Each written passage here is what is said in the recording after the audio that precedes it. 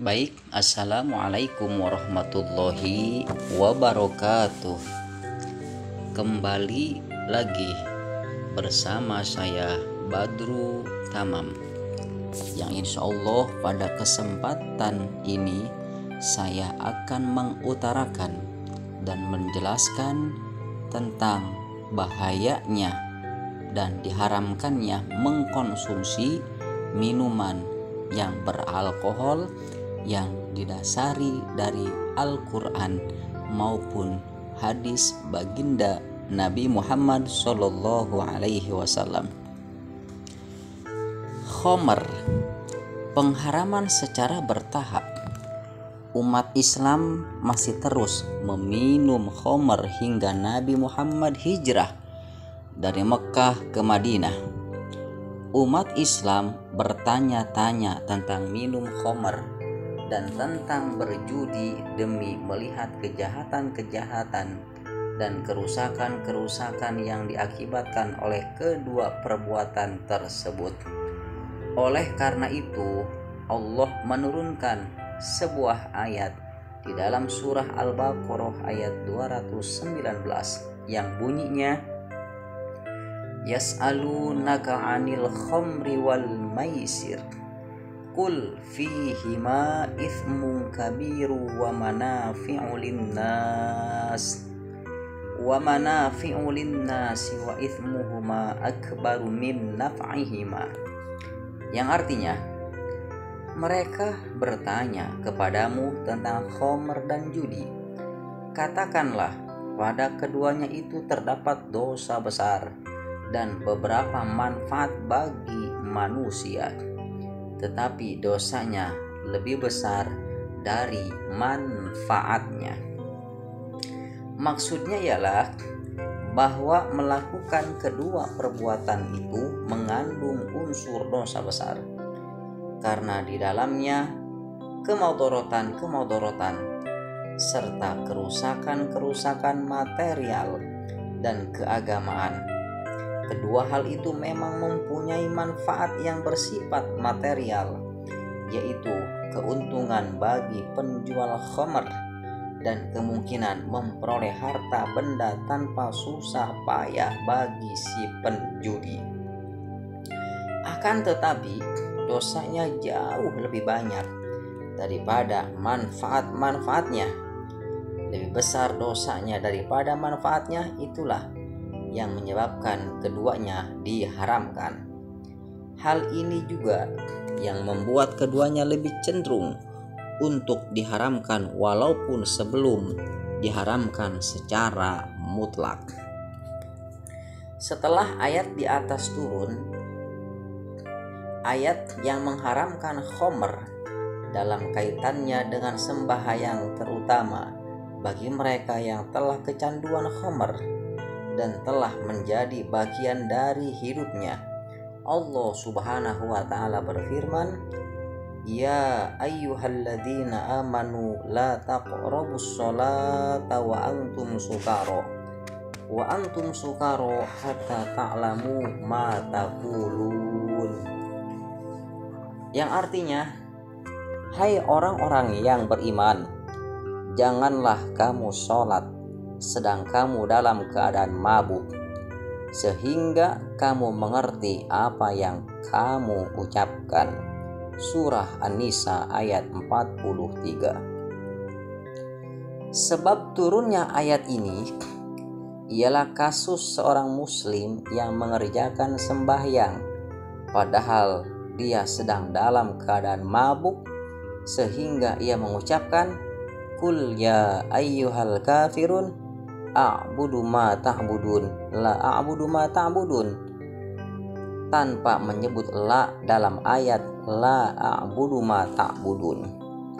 Kasus ini merupakan pengantar bagi diharamkannya minum khomer itu secara final, dan setelah ini pula lah Allah mengharamkan secara total melalui firman-Nya yang berbunyi, Ya ayyuhalladzina amanu innamal khamru wal maisir wal maisir wal ansab wal azlamu rijsum min amali syaitani fajtanibuhu la'allakum tuflihun.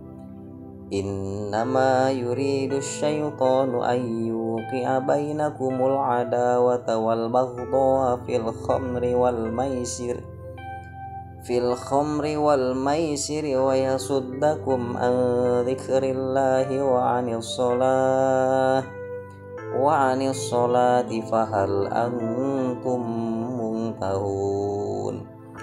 Yang artinya, hai orang-orang yang beriman, sesungguhnya meminum khamr, berjudi, berkorban untuk berhala, dan mengundi nasib dengan panah adalah perbuatan-perbuatan keji yang termasuk perbuatan syaitan.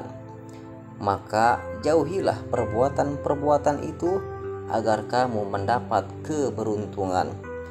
Sesungguhnya syaitan itu bermaksud hendak menimbulkan permusuhan dan kebencian di antara kamu lantaran meminum khamr dan berjudi itu, dan menghalangi kamu dari mengingat Allah dan sembahyang. Maka berhentilah kamu mengerjakan perbuatan itu. Surah Al-Maidah ayat 90 hingga 91. Dari larangan di atas nyatalah, jelaslah bahwa Allah mengkategorikan judi, berkorban untuk berhala, dan bertenung mengundi nasib sama dengan khamar. Allah oleh Tuhan semua hal ini dihukumkan sebagai berikut. 1. Keji dan menjijikan, sehingga harus dihindari oleh setiap orang yang mempunyai pikiran waras. 2. Perbuatan, godaan, dan tipu daya setan. 3. Lantaran perbuatan itu merupakan perbuatan setan, maka haruslah dihindari dengan menjauhkan diri dari perbuatan itu. Maka berarti yang bersangkutan telah bersiap sedia untuk meraih kebahagiaan dan keberuntungan. 4. Tujuan syaitan menggoda manusia agar meminum khamar dan berjudi tidak lain untuk merangsang timbulnya permusuhan dan persengketaan. Permusuhan dan persengketaan ini merupakan dua bentuk kerusakan duniawi. 5. Tujuan lain dari godaan itu ialah untuk menghalangi orang dari mengingat Allah dan melalaikan sembahyang. Hal ini jelas merupakan kerusakan keagamaan. Yang terakhir, atas dasar itulah manusia diwajibkan menghentikan perbuatan-perbuatan tersebut. Ayat di atas merupakan ayat terakhir yang menghukumi minuman khamr dengan hukum haram mutlak. Imam Abad bin Humaid meriwayatkan dari Imam Atha yang mengatakan bahwa ayat yang mula-mula diturunkan mengharamkan khamr adalah yas'alunaka 'anil khamr wal maisir qul fihima itsmun kabiru wa manafi'u lin-nas wa itsmuhuma akbaru min naf'ihima. Sebagian manusia berdalih bahwa kami meminum khamr adalah karena manfaatnya, dan sebagian yang lain lagi mengatakan bahwa sesuatu yang di dalamnya terdapat dosa besar sudah terang tidak mengandung kebaikan apapun. Kemudian turunlah ayat, ya ayyuhalladzina amanu la taqrabus shalah wa antum sukara hatta ta'lamu ma taqulun. Hai orang-orang yang beriman, janganlah kamu sholat sedangkan kamu dalam keadaan mabuk, sehingga kamu mengerti apa yang kau ucapkan. Ada riwayat dari Imam Qatadah yang mengatakan bahwa Allah mengharamkan khamar sebagaimana dalam surah Al-Maidah itu terjadi setelah perang di Ahzab, yakni pada tahun keempat atau ke-5 Hijriah. Tetapi menurut Imam Ibnu Ishaq, pengharaman ini terjadi sewaktu perang di Bani An-Nadir, yakni pada tahun keempat Hijriah menurut pendapat yang rajih yang kuat dalam bukunya As-Sirah Ad-Dimyati. Ia mengatakan bahwa pengharaman ini terjadi sewaktu perjanjian Hudaybiyah pada tahun ke-6 Hijriyah. Islam melarang keras khamr. Diharamkannya khamr adalah sesuai dengan ajaran-ajaran Islam yang menginginkan terbentuknya pribadi yang kuat fisik, jiwa, dan akal pikirannya. Tidak diragukan lagi, khamr melemahkan kepribadian dan menghilangkan potensi terutama akal. Salah satu penyair mengatakan, "Syaribtul khamra hatta dhalla aqli, kadzakal khamru taf'alu bil uqul." Telah kuminum khamr dan sesatlah akalku, begitulah pengaruh khamr terhadap akal. Apabila akal seseorang telah hilang, maka dia berubah menjadi binatang yang jahat dan buas. Timbul pula darinya kejahatan serta kerusakan yang tak terpikirkan, pembunuhan, permusuhan, pemerkosaan, membuka rahasia, dan pengkhianatan terhadap tanah air adalah beberapa bentuk pengaruh khamr.